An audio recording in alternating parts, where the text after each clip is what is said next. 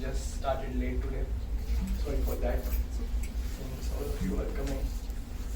So, welcome to Spirituality and Wellbeing Group.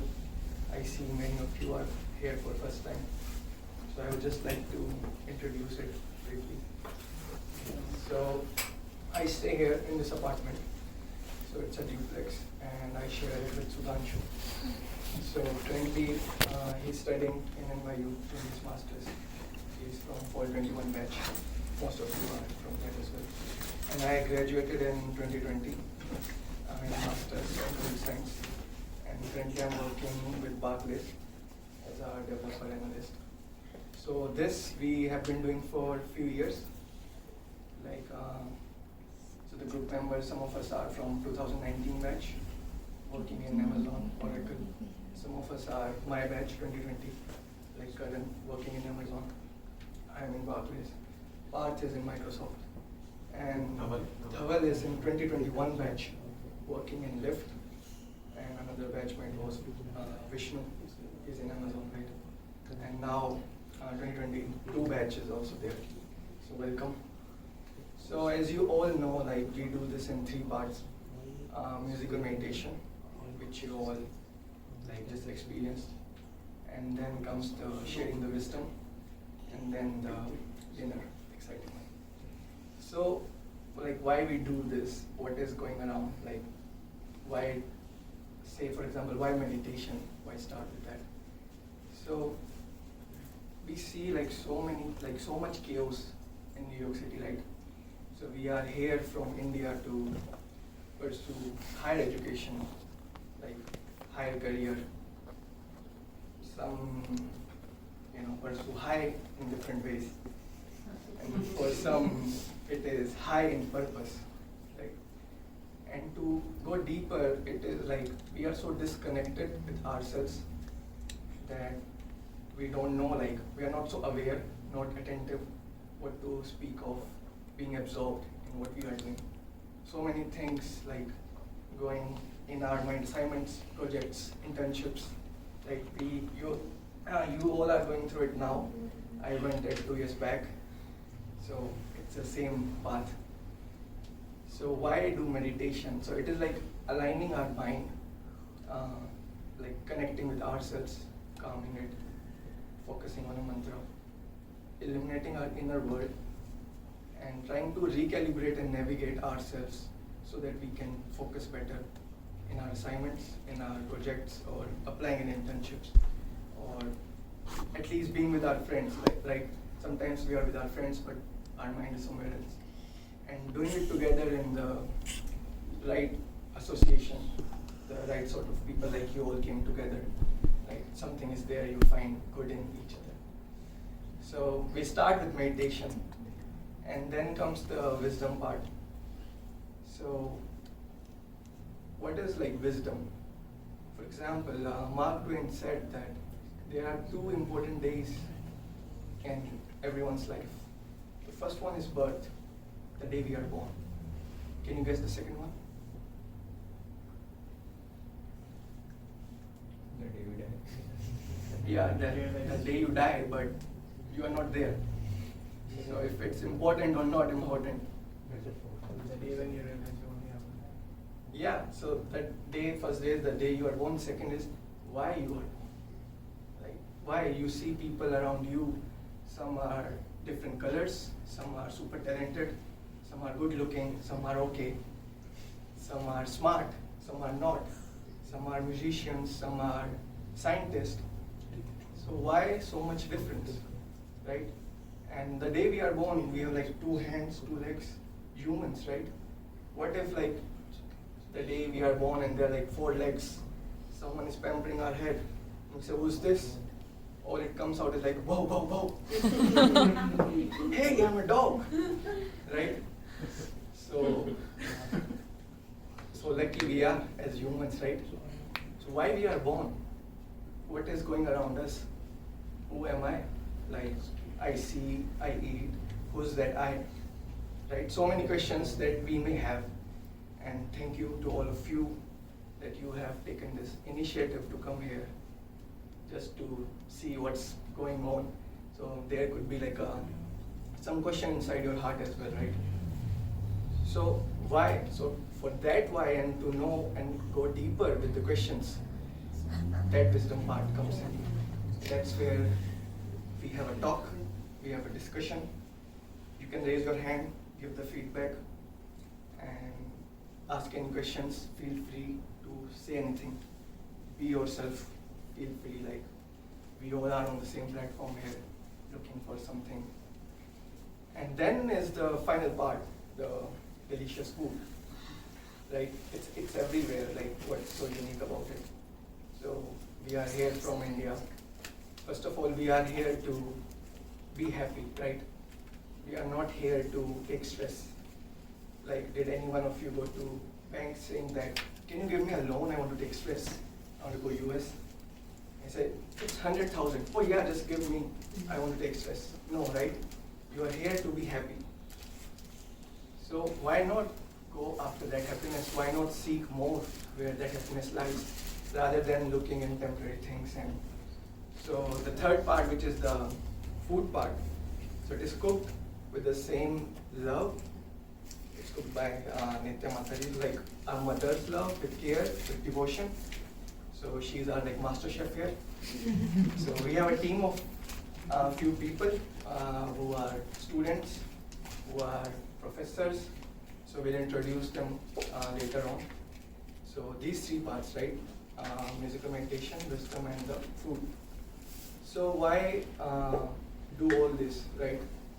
I mean, what's the purpose behind all this? We can do other things, like why this? So we just saw what happened with the COVID, right? We have hospitals to treat our body, treat our injuries. We have gym to work on our muscles, right? But what about the mind, right? We deal with it every day. We go through sad emotions sometimes.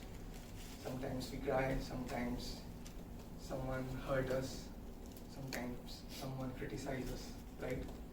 So much going inside us, and we are just focusing on the external.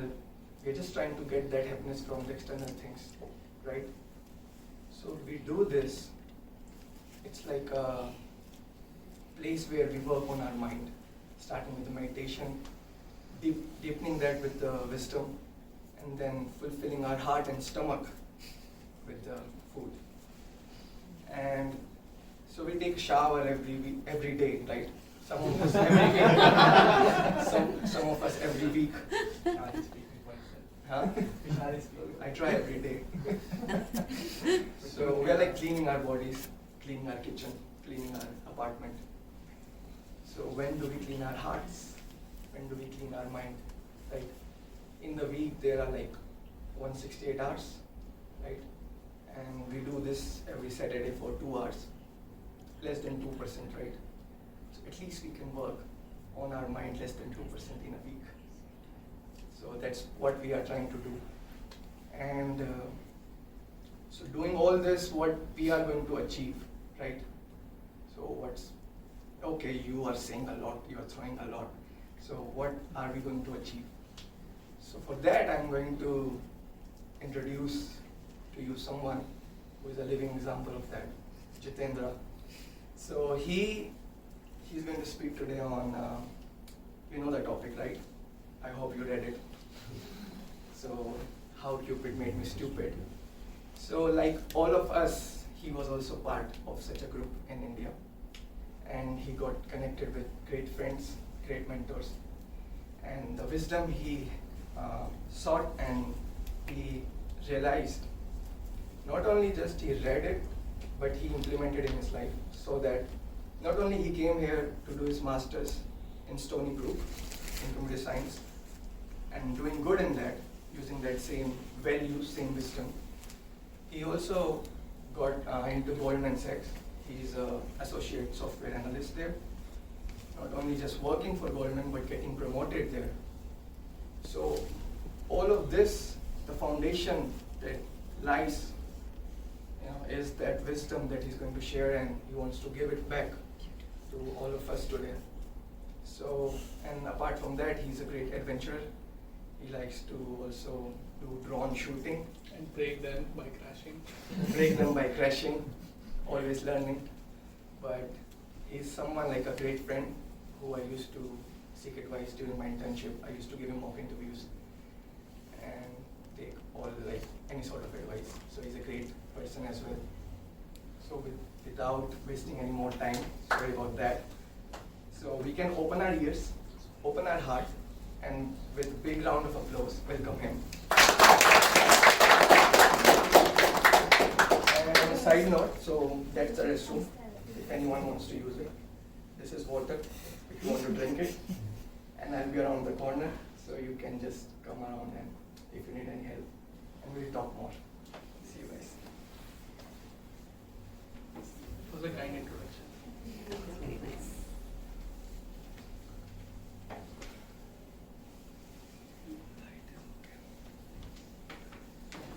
To extend display, see if it happens this time. Okay. Is it connected? Yeah, but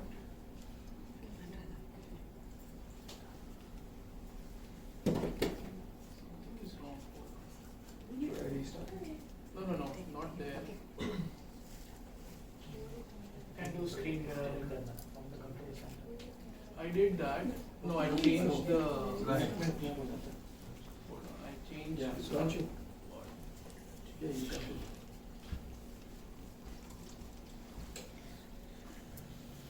So I see everything zoomed out. Yeah, Where do I do that? he can help with it. Settings, go to display. Yeah, and then like select. So I see display settings. Which one? In display settings, I see. Yeah, okay. There is a. Yeah, go ahead. So,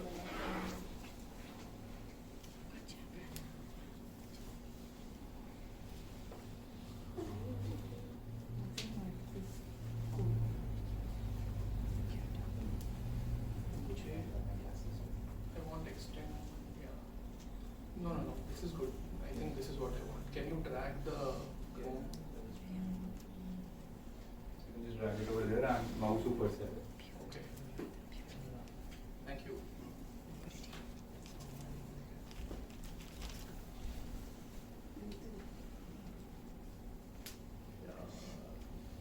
Nice. Okay. Yeah. So, how Cupid made me stupid? I think this is a very strong title for a class. But yeah, anyone here know what is Cupid? Ever heard of Cupid? It's Greek god. Hmm? Greek god. Greek god, yes. Greek god in charge of what? Love. Right. He's a Roman god of erotic love, and there is a parallel in Vedic tradition as well, called as Kamadev. Ever heard about Kamadev? So Kamadev is also one of the gods who induces lust in everyone. Okay. So yeah, once again, thank you all for making it. It's very good to see all of you this evening, and so how Cupid made me stupid. So yeah, without wasting much time, yeah, this is just, I thought let's start with a joke, but and sorry Vishal Prabhu, there was a lot of distraction I was trying from there when he was speaking. But yeah, dear Cupid, can you shoot both of us next time? Because I don't want to be alone in this again. So, right, it often happens that Cupid hits us, but he hits only us. Like, doesn't hit the other person. Anyway, so yeah, just like an icebreaker. So this is the overview. So we'll see what is Cupid, the definitions, and then so agreed. Cupid, when Cupid strikes us, he induces lust. He induces the need for pleasure. Okay, but why is that? Why does it have to happen that way? Right? We'll see that, and then we'll see how does Cupid really influence us in the wrong way. Okay. And then the solution, and then we'll see a few case studies. There is one more Lord Shiva there. So all of this, I mean, it might be clear from the name itself, Krishna House, that we we try to look at things around us from a Vedic perspective, from a Vedic standpoint, and then try to seek lessons out of those. Yeah, so all of you said yes, Cupid means the Greek god, the Roman god in Western theology, as well as in Vedic Indian theology we have Kamadev, right? So yeah, in the Western sphere, we say that he's the Roman god of erotic love. He's the son of Venus, I think, something. And then he has this. He's depicted as holding an arrow with that. I mean, a bow and arrow, and when he shoots that arrow is when we say that I was hit by Cupid. Then in the Vedic tradition as well, we have Kamadev, who is also quite similarly depicted on a parrot carrier and having a bow and arrow, and he hits. And one day he got into real trouble when he hit someone. We'll see who that is. Yeah. And so that is Kamadev. Now Kama. Let's go into Sanskrit etymology now. So Kama is actually translated. So Sanskrit is a very unique language. A particular word, based on where it appears, based on the context where it appears, it might have different meanings. Okay. So this word Kama has different meanings in different contexts, but a kind of umbrella meaning, so to say, which kind of includes all the other sub meanings of the word Kama, is actually desire. Okay, it's not only the lust, it's not only the gross lust or the so-called love that we experience for someone, but it is desire, any desire for oneself. Okay, any desire for oneself. With a thought process that this is going to make me happy. If I do this, I will be in the center, and that's how I will be happy. Okay. That is Kama. Okay. So we moved a level up from the Cupid. When we say Cupid, we generally mean the lust that happens or the love that happens between a girlfriend or boyfriend, for example, or when we have a crush on someone. But yeah, we take a step back and then we look at Kama as a generic term which includes not only this lust which we see, but also any desire, any selfish desire is Kama. Okay. And with that background in mind, we'll go into the topic. Now, as I said, we'll be looking at everything from a Vedic standpoint. So in the Bhagavad Gita, everybody knows Bhagavad Gita. So, in the first chapter, we know Arjuna is not very happy, being there on the battlefield because he has to kill his grandfather, his guru, and so many of his cousins. Okay, and now he is in a dilemma whether to fight or not. Okay. And then he's reasoning with Krishna. He's saying, "Look, Krishna, if I fight, this is going to happen. But then, if I don't fight, this is going to happen." And then finally, he gets so confused that he says, okay, that's it, I'll keep my Gandiva bow. He keeps his Gandiva bow down and he says, Krishna, you are my guru, now you instruct me. And then second chapter onwards is where Krishna's instructions start. And then in the second chapter, Krishna speaks about what we call as the basics of any spiritual philosophy. That is the philosophy of the soul, okay, the spirit soul, Atma, right? Something that we might have heard in horror movies till now. But it is actually coming, the root is actually coming from the Vedic scriptures, and all traditions, all religions have this concept of soul, Atma, in some way or the other. Okay, and Bhagavad Gita talks about it in quite pretty much a lot of detail.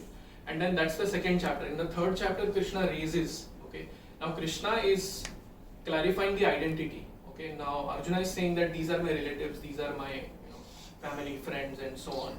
Guru, but then Krishna is saying no, you are actually not your body, you are the spirit soul, and these attachments that you're talking about, that this is my guru, this is my grandfather, these are my cousins, these are all based on the bodily platform. These don't really exist on the soul level, because on the soul level you might give up this body and you might take up a new body with a new family, with new relatives, with new friends. Okay. And this is gone. So that way Krishna is saying the perspective that you have, Arjuna, is actually temporary. You need to go a little deep and you need to work at the spiritual level of existence. And then he carries on, then he talks about what we call as Karma Yoga in the 3rd chapter. Anybody heard of Karma Yoga? In India we throw around these terms as if we know them quite well. So yeah, anybody can tell me what Karma Yoga is? It doesn't have to be accurate, don't worry. It's about how your actions have fruits. Yes, it's how your actions have fruits, and then how by doing the right actions you can get the right fruits, and then eventually, slowly but gradually, you kind of try to get out of this action and reaction chain. This is what Karma Yoga in simple words is. So you act, okay? We all have to act. We can't stay without acting. So we have to act. But then we act in such a way which is in line with the Vedic scriptures, in line with our own natures, and in that way we try to sort of gain good karma, okay? Good karma, and then slowly raise ourselves to the platform of Jnana Yoga or knowledge, okay? The path of knowledge, where we try to philosophize, where we try to theorize everything and we speculate, okay? God might be like this and things like that. And then there is Dhyana Yoga, meditation, and then there is Bhakti Yoga. Krishna finally concludes the Bhagavad Gita with Bhakti Yoga. So in the 3rd chapter, what happens is, after Krishna has explained a part of Karma Yoga, now Karma Yoga is action, right? You act. Now Krishna has told Arjuna, you act, but you don't be attached to the results of your action. Okay. And then now Arjuna is confused, because now Arjuna asks him, it's okay, you're saying that I should not be attached to my action, but somehow it so happens that I am quite attached to certain things. Like it's as if, this is what Arjuna says, O descendant of Vrishni, by what is one impelled to sinful acts, even unwillingly, as if engaged by force? So in the path of action or Karma Yoga, this is the risk. Yes, we act, but then to act, but that too with detachment is very difficult. And that is what Arjuna's question is. So, by what is one impelled to sinful acts, as if forced? Okay.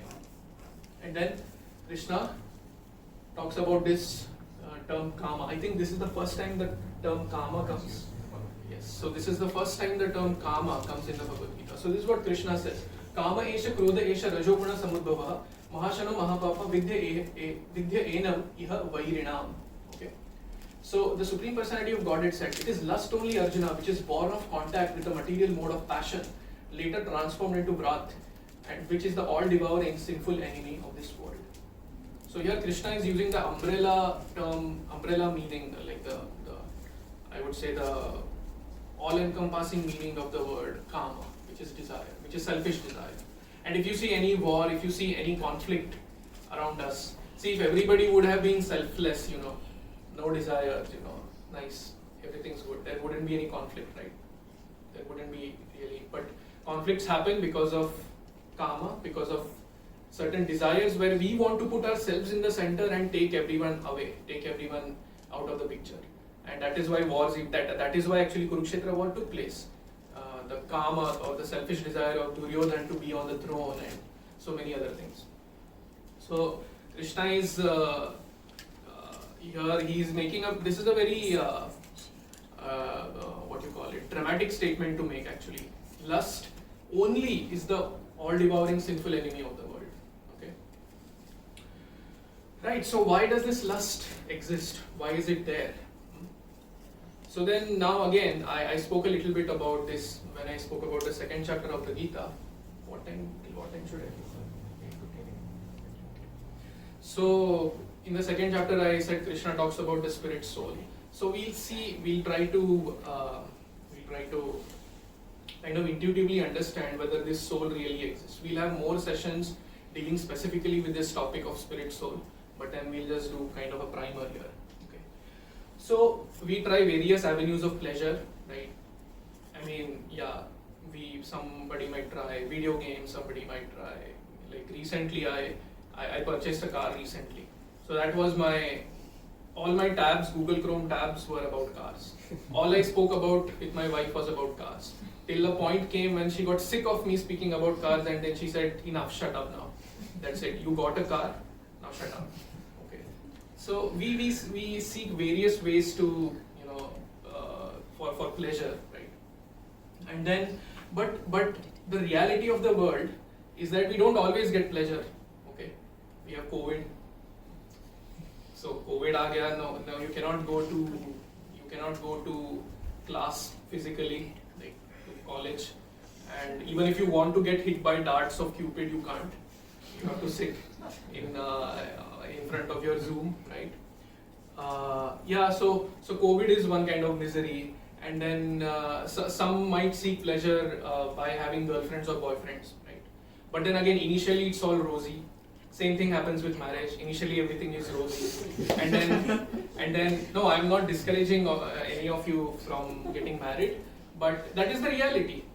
Or forget about girlfriend, boyfriend, forget about marriage, any relationship even if you get a new friend, initially it's all, roommate is a very good example. Initially it's all very rosy, right? But then slowly I see people looking at each other, right? So yeah, you're very lucky if you find a roommate with whom everything matches, all frequencies match and you resonate on the same wavelength or whatever.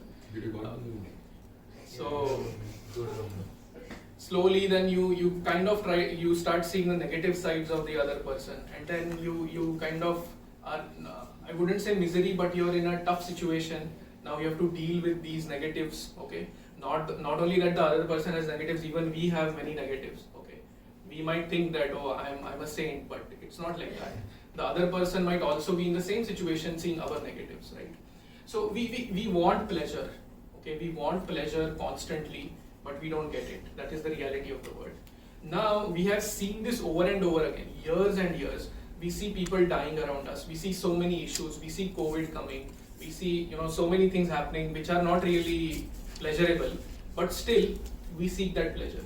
Now, if we were to look at it logically, shouldn't we accept that, nahi yaar, chodo, everything is just like this, okay? I just stop striving for pleasure. I just stop striving for happiness. Right? Because whenever I try to seek some happiness, it comes with accompanied with some pain or some difficulty. Right? So let me just stop. But we don't do that. We always keep striving for pleasure. We always keep striving for happiness. Why is that? Right? Why is that?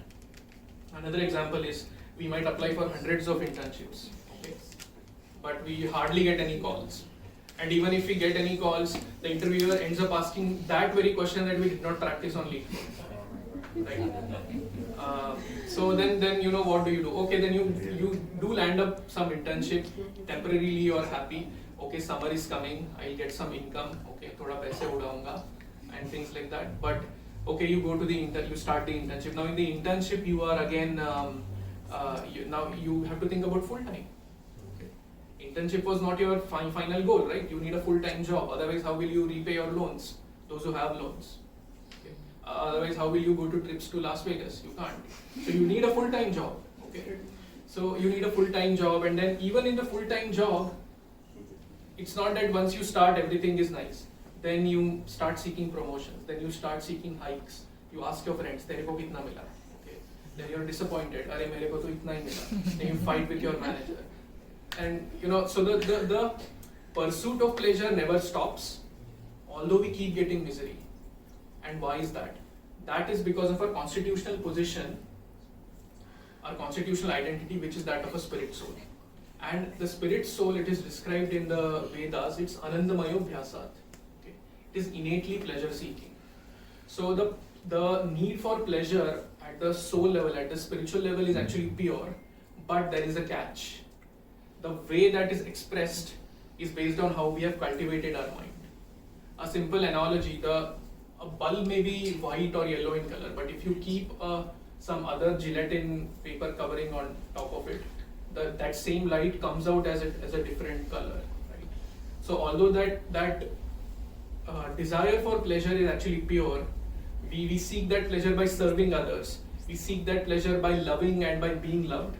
But somehow, because we have conditioned our mind over the years more and more in certain kinds of activities, that same need for pleasure comes out as different things.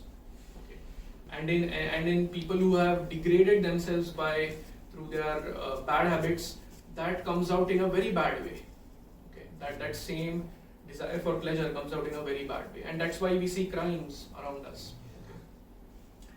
So it's like that. So this is like a different perspective to the statement that we say, don't condone the sinner.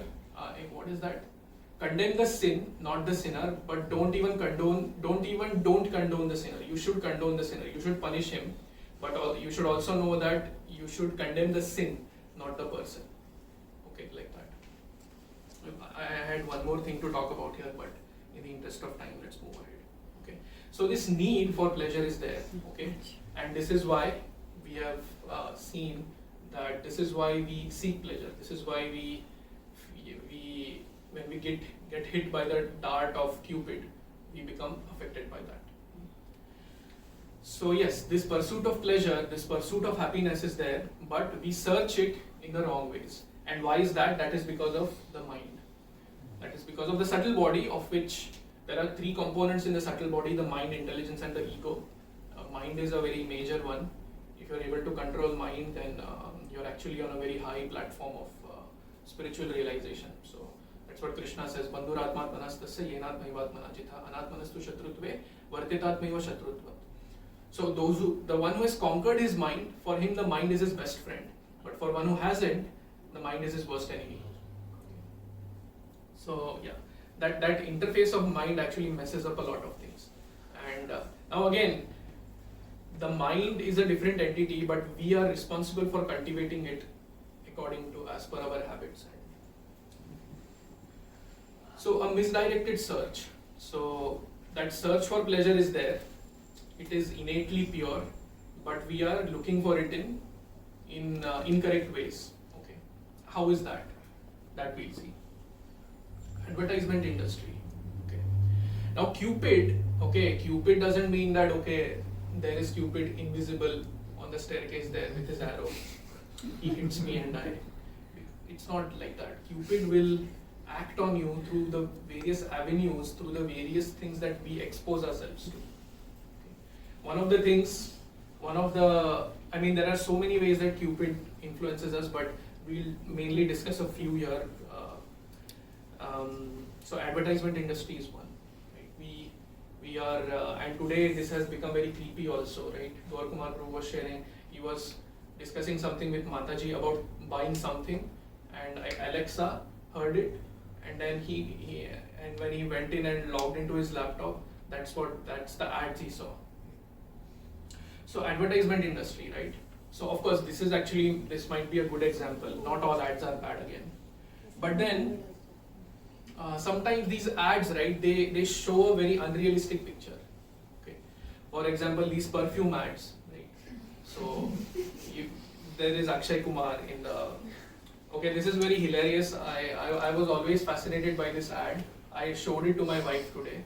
Shahid Kapoor, Clinic All Clear. Anybody has seen that ad? He's in a pub. He's dancing like this. He's just doing this in the entire ad to show that his hair. He has done shampoo with Clinic All Clear and it's like nice and wavy. So entire ad he's doing just like this. And then there is a girl.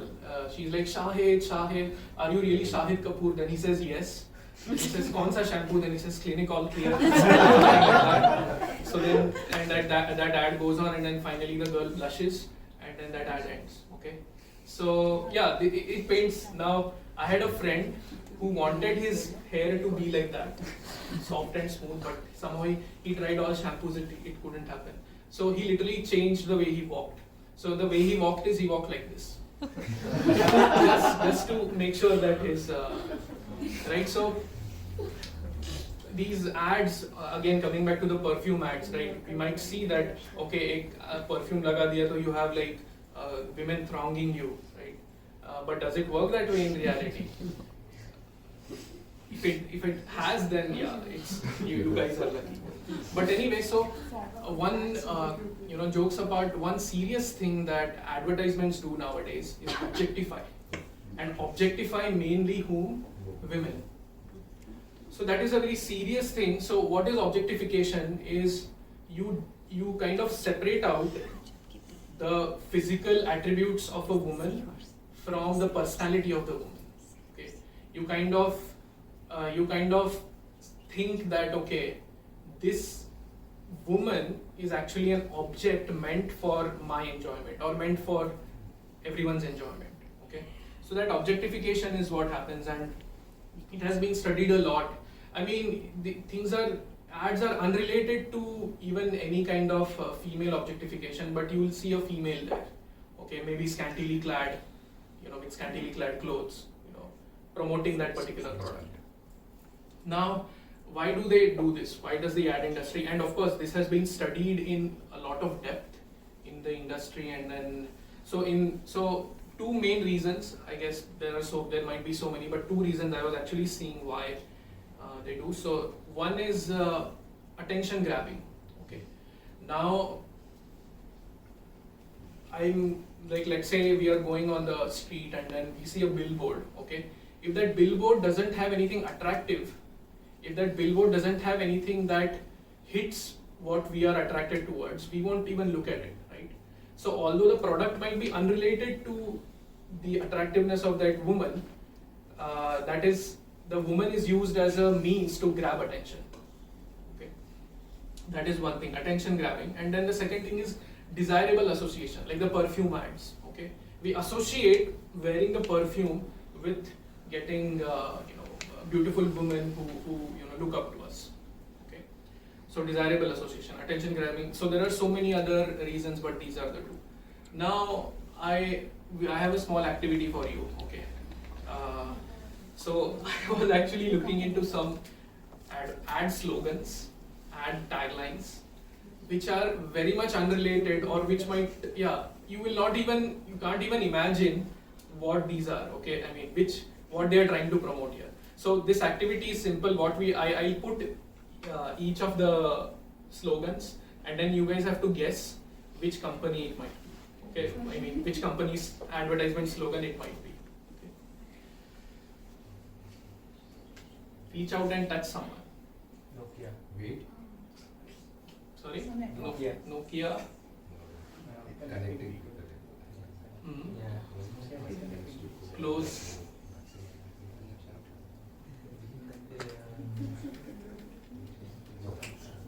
It's AT&T. So anyway, more. Just do it. Beauty outside, beast inside. This is very, you'll be surprised. What? Someone said something?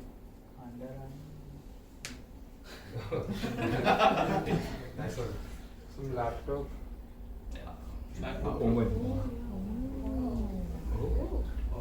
Yeah. Surprise. Next, the best a man can get. This is Gillette. This is in my wash. Raymond has something My else. housemates. A complete man. Yeah. Okay, Gillette.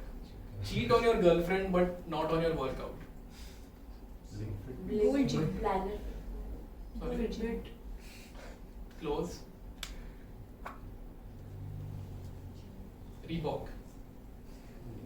They had this tagline at one time. It's not for women. This is very strong. I know many of, I heard gasps. How can this be? Who can say this?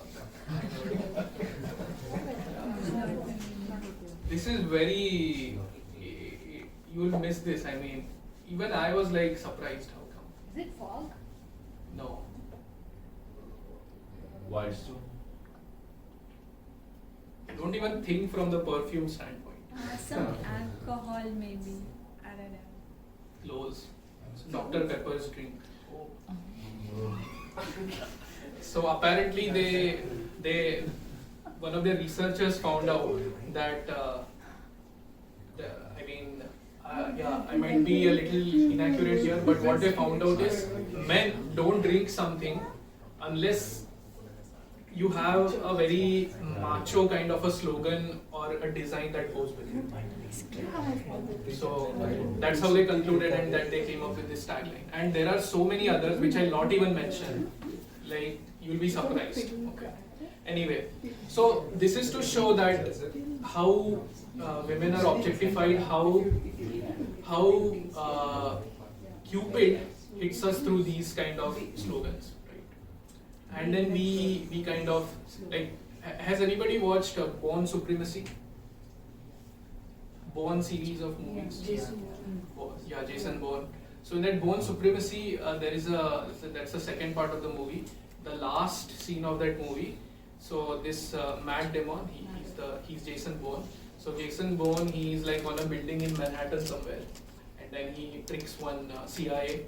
So the story is that he's a CIA agent, but then somehow in one of his missions he's shot, and then he loses memory of his past. Okay, something that I would always think about. I would try to, okay, what would have I done?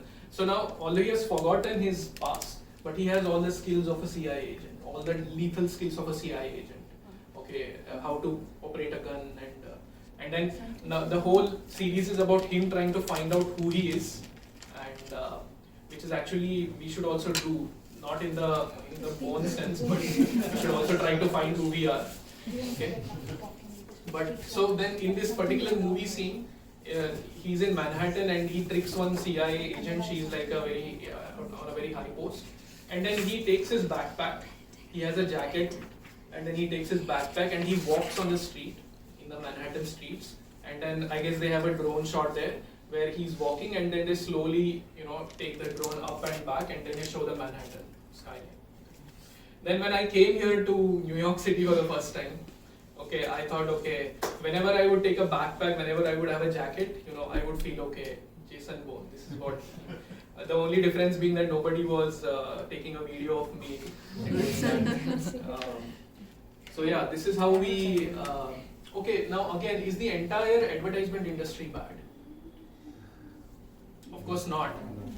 But as long as they make people aware of things, that is very good, no problem. But then, as I said, attention grabbing, and then associating, certain things with certain other things, that is where it goes wrong.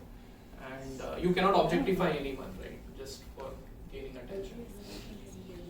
So yeah, that is again, we are not demonizing the advertising industry here.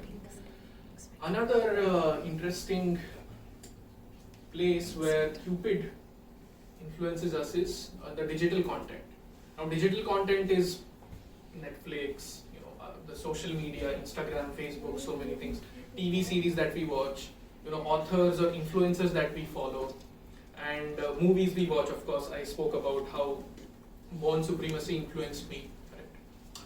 So now the problem is the digital content often sets unreasonable expectations in our minds about certain things, and then that's how again we seek things. We expect that something is like really rosy, but the reality is not so. Okay. Now, we might say, hey, no man. I mean, I can differentiate. I can discriminate between what is practical and what is not. But we might be consciously saying that, and we might even consciously try to do it. But it so happens that it is human nature to mimic something. So however much we try, subconsciously we end up mimicking something. Okay,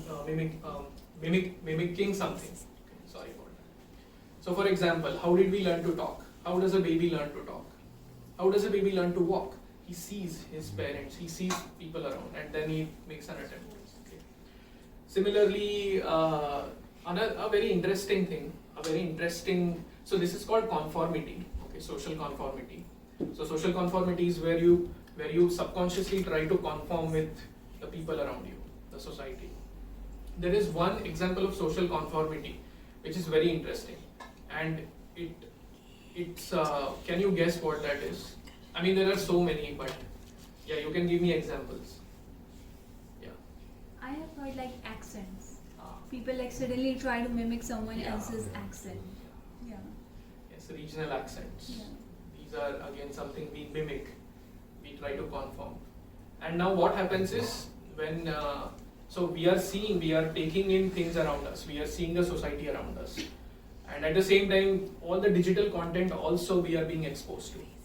So invariably actually we end up trying to mimic these things, and that's when we hit hurdles, and that's when we realize that okay, reality is not so rosy. So yeah, when we see something that invokes lusty desires in us, okay, we tend to unknowingly mimic it. When we see beautiful women, surrounding maybe James Bond or all these heroes, we are not just passive watchers. Okay, we might know like then and there we might know that yes, this is not real, this can't happen. But the more we keep exposing ourselves to it, the more we end up mimicking it unknowingly. Okay? Because that is human nature. You can't avoid it. So, of course, we'll see the solutions. What do we do? And then Bollywood goes one step further and mimics entire movies. They don't even. Okay, then you got the joke. Okay, some of you. So Bollywood. So we were talking about mimicking people, mimicking things around us, but Bollywood goes ahead and mimics entire movies altogether. You see the Drishyam they did. I mean, so many. Music also they. So yeah. So that's what happens, right? When whatever digital content we expose ourselves to. Now, of course, though gone are the days when we get infatuated with these scenes where the girl is running from one side in the garden, the guy is running from one side, and they hug each other, and then there is nature, and then she's playing with her dupatta. We find all that illogical nowadays. Okay? We are beyond those things. Okay? And don't think that the media people don't know about it. They know that the millennials, okay, this generation of youth is no more into those things. So they will try to manipulate psychologies in that way. I mean, I can keep on talking about advertisements. It's really interesting, but we'll stick to our topic. Yeah. So the digital content we consume shapes our thoughts and subsequently our desires too. So that pure desire to serve others, that pure desire to love and be loved, based on the digital content we consume, based on the way we cultivate our minds, will express itself in different ways. Like for me, for example, it expressed itself in the form of me going with a backpack and a cool jacket on the streets of Manhattan. Yeah, so what we associate with is what we become, conformity. So if we want to be a perfect drunkard, we need to associate with drunkards. That's how we become a perfect drunkard. I sometimes struggle to keep up with my office colleagues when I talk about different types of alcohol, because I don't know any of them. So, but yeah, there is a lot of jnana there as well. So to be perfect drunkards, we associate with drunkards, but to be perfect gentlemen and ladies, we also need to associate with those who are perfect gentlemen or ladies, or at least trying to be. That's when we'll be. So that is where a discrimination comes into picture. That is where we need to then think, okay, I want to be a better human being. Now I have to discriminate. Okay, what do I associate with? What do I expose myself to? I'm not a perfect person in all this, but this makes sense. This makes sense. The solution, finally. Yeah, one way is of course indulge more, don't repress, sambhog se samadhi. Why man smoke? Lele, what's the issue? Just do it. And then yeah, indulge more. Why do you want to repress? Repression is wrong. It's like you are building upon something and it will burst out like a volcano later. So don't repress, just keep.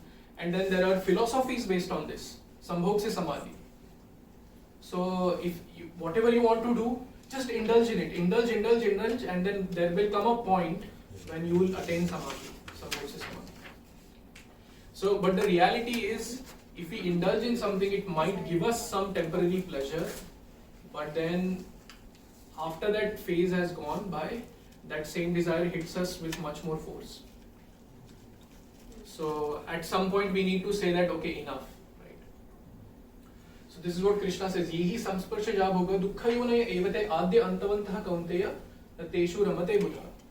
An intelligent person does not take part in the sources of misery which are due to contact with the material senses, O son of Kunti. Such pleasures have a beginning and an end, and so the wise man does not delight in them. Krishna is saying in the Bhagavad Gita. So,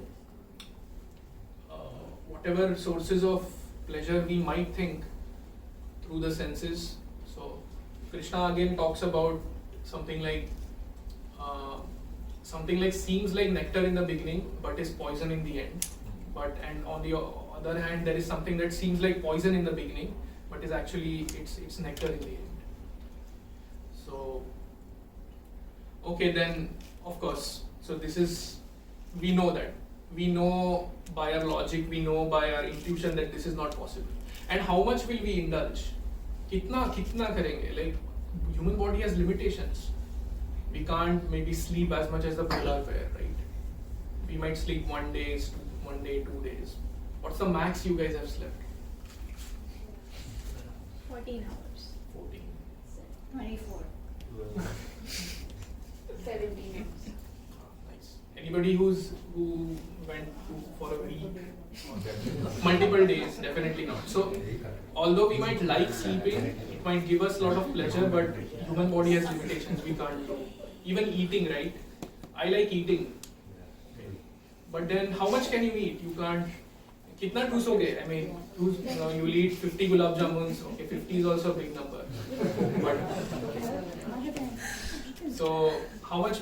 So human body has limitations, right? So indulgence is never going to work. We know that.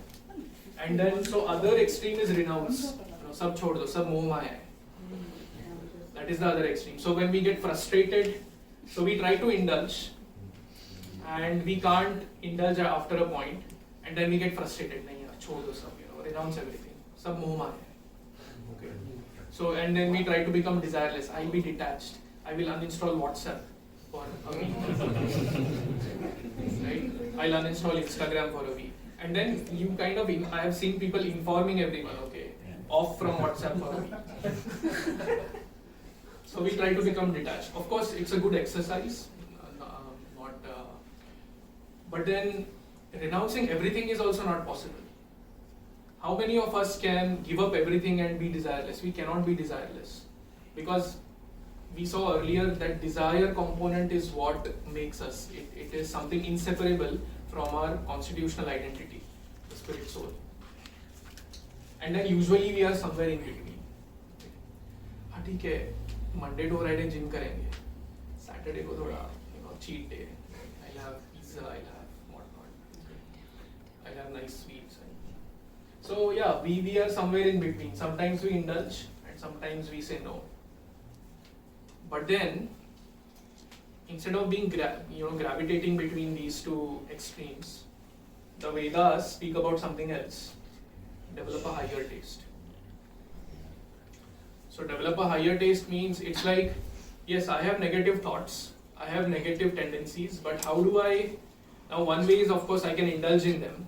Another option is of course I can not indulge in them, I can suppress them. But another way is I can replace them, I can channelize those same tendencies in something higher.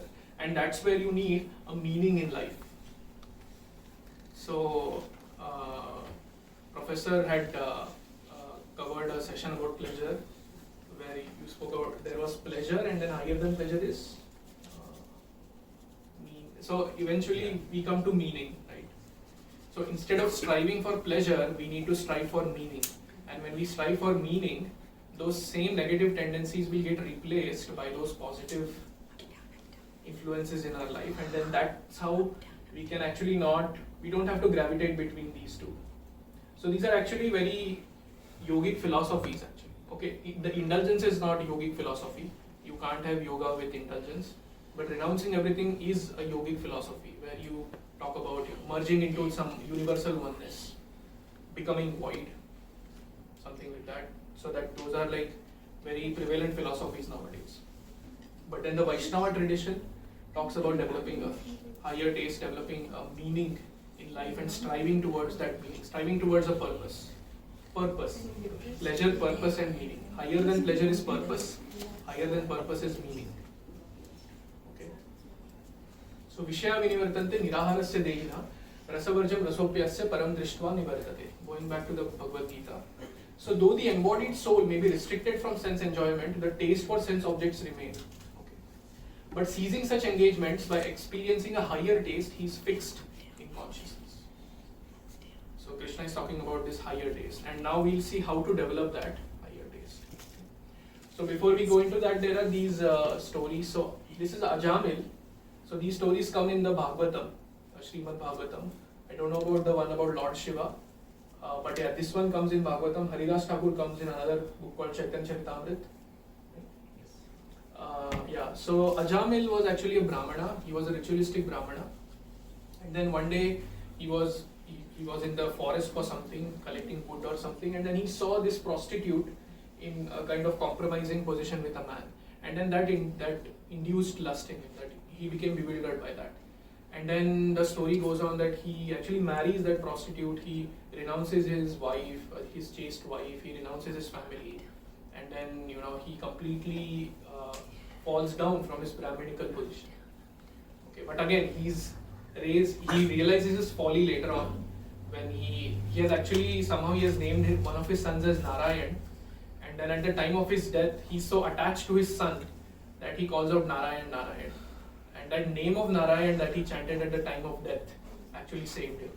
It gave him, so the Yamadutas came to take him to hellish planets, but because he was chanting the name Narayan, Vishnudutas also came and they said you can't take him because technically he was chanting the name of Narayan while dying, so you can't do that, you can't take him to hell. So then he gets another chance, then he practices spirituality and then perfects his life. But then that is where Cupid hit Ajamil with his arrows at one point, and then that completely bewildered him, that completely made him maybe stupid, would be the on the other hand, there is Haridas Thakur. So Haridas Thakur was a disciple of Lord Chaitanya.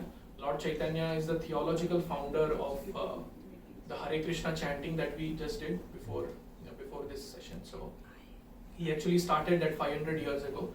So this incident happened somewhere around that time where Haridas Thakur was a disciple of Mahaprabhu, as I said, Lord Chaitanya, and then he was chanting Hare Krishna mantra on his feet. And then somehow, because he was so fixed in his chanting, he was so spiritually advanced, certain people became envious of him. And they said that, okay, we'll try to prove that he's not such a great person. We'll send a prostitute to entice him and make him fall down. So they send a very beautiful prostitute and she tries to entice him. So he says, no, I'll finish my sadhana, then I'll attend to you. Sorry. I'll finish my chanting. But that chanting never ends because he would chant practically the entire day. And then finally a point comes when she surrenders unto him as a disciple. So you have Ajamil at on one hand where he actually becomes bewildered when he sees that particular scene, but on the other hand you have Haridas Thakur where a beautiful prostitute is coming and trying to seduce him, but he is not deviated because he had the higher taste. Because he had the higher taste in connecting with God, in connecting with Krishna through chanting of the holy names, through japa. And then Lord Shiva, some of you mentioned that So what happened is Daksha was Lord Shiva's father-in-law, and although he was a very great personality materially, but he had a lot of pride in him, and he was always against his son-in-law, that is Lord Shiva. So one day, it's a long story, but then Daksha ends up insulting Lord Shiva like anything, inside out. And then Sati, who is Lord Shiva's wife, she becomes so disturbed by that she dies. And then after she dies, then Lord Shiva is meditating to get a wife equal on level with Sati, who is actually Parvati. And then, so this is happening, Lord Shiva is meditating, and then Parvati, so Sati also actually meditates and she is born as Parvati in her next this thing. And then now she wants to let Shiva know that she is there, right? And then get married and things like that. But Lord Shiva is deep in meditation and nobody could disturb his meditation. Nobody, not even the Devatas. So finally they deputed Kamadev.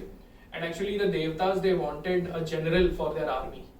So they wanted Lord Shiva to beget a child, a son, who would be the general of their army. So they made a plan, the Devatas made a plan. They said, okay, Kamadev, you go and you try to, somehow distract him so that he comes out of his meditation, sees Parvati, and then everything goes as we planned.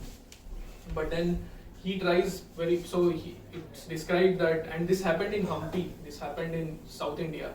Anyone knows Hampi, Karnataka? So this is where it happened. There is a place to commemorate this particular thing. So so he suddenly Kamdev makes sure that there is very nice spring weather, okay, all nice flowers and everything. He tries his best to entice Lord Shiva, but Lord Shiva is undeviated from his meditation. Finally, he hits an arrow to Lord Shiva, and that actually wakes up Lord Shiva. And Lord Shiva, his third eye opens, and then he looks at Kamdev. Ashes turned into ashes. So that is the level of Lord Shiva. So of course we are not at that level of meditation. Okay, a billboard is enough for us to, for our mind to get disturbed. We don't have the third eye for sure, and we can't emit fire through our eyes. So yeah, the lesson is we need to have a higher taste. We need to have a higher taste, and that's how we'll be able to overcome the influences of Cupid. And how do we get that higher taste? So first is association. This is actually what we are all doing, is association. As I said, if you want to be a good drunkard, you need to associate with drunkards. If you want to be good humans, you need to associate with good humans. Of course, the term good is very subjective. We talk about what is good. Is there any absolute sense of good? I might say something as good, somebody else might say something as good, and those might be completely opposite. So how do we decide? Is there any absolute level of good and bad? But association, you get the point. Association, the kind of people you associate with, the kind of content you associate with, that's what we will be influenced by.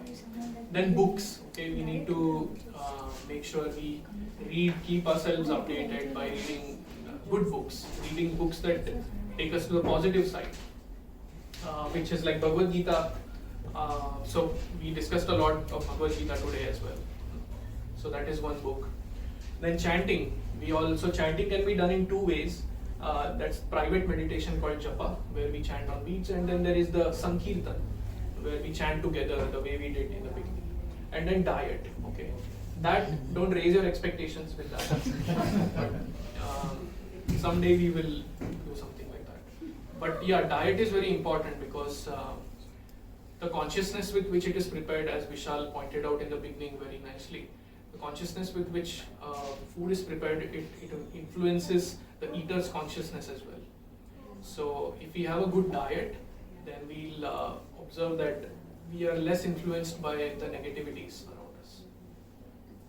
So yeah, this is like, again, each of these things have a lot of basis in the Vedas, in the Shastras, but we'll not get into all that. So this was more of like a primer to all of you. Many of you are new, and then some of you are actually, they have been into a lot of depth. Like Naveen is there, and Prashant is there, and who else? So many others. Kishore has been, Sudhanshu is there, so Megha. So they've been coming since a long time, and even Chanakya.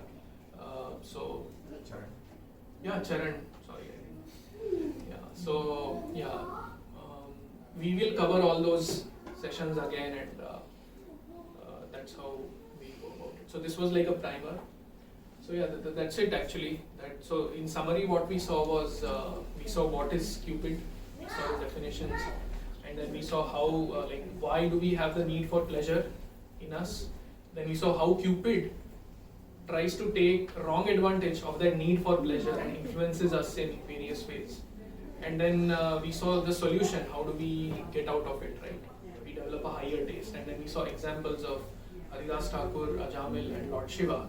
And then finally we saw how to develop that higher taste: association, books, chanting, and diet. So yeah, that's it for today. If anybody has any questions, comments, please go ahead. Or if I know all of you are hungry, we started late. Okay, cool. So I think we'll have a... Any questions, anybody? Anything that was not clear? That was a wonderful class.